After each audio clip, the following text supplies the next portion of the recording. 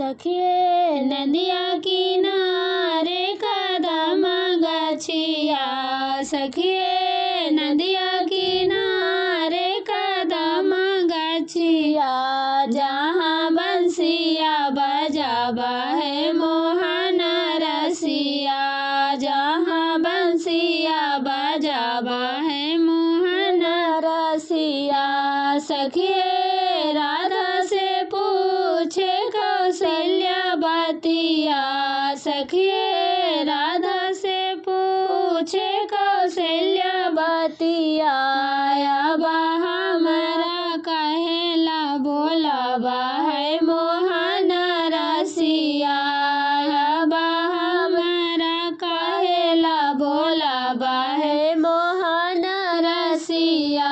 सुंदर बनमा सुंदर गैया, सुंदर बनमा सुंदर गैया, अब गैया चरावेला बोलावो है मोहन रसिया, अब गैया चरावेला बोलावा है मोहन रसिया।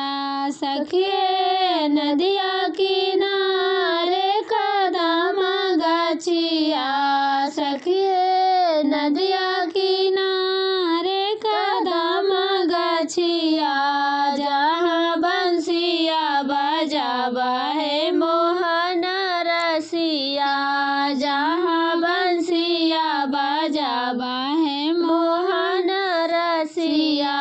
सखिए राधा से पूछे कौशल्या बतिया, सखिए राधा से पूछे कौशल्या बतिया, अब हमरा कहला बोलावा है मोहन रसिया, अब हमरा कहला बोलावा है मोहन रसिया।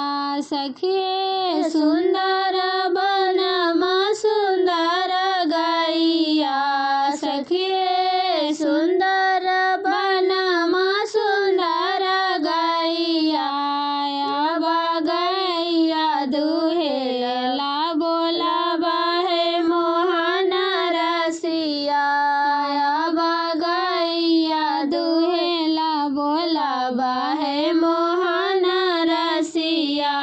सखिए नदिया किनारे कदम गछिया, सखिए नदिया किनारे कदम गछिया, जहाँ बंसिया बजावा है मोहन रसिया, जहाँ बंसिया बजावा है मोहन रसिया।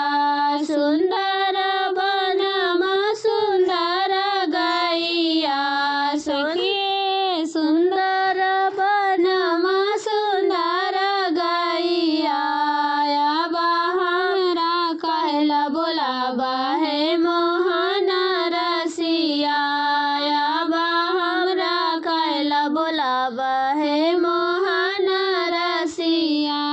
सुंदर बनमा सुंदर गैया, सुंदर बनमा सुंदर गैया, अब दूधवा पियला बोलावा है मोहन रसिया, अब दूधवा पियला बोलावा है मोहन रसिया। सखिए नदिया किनारे कदम गछिया, सखिए नदिया किनारे कदम गछिया, जा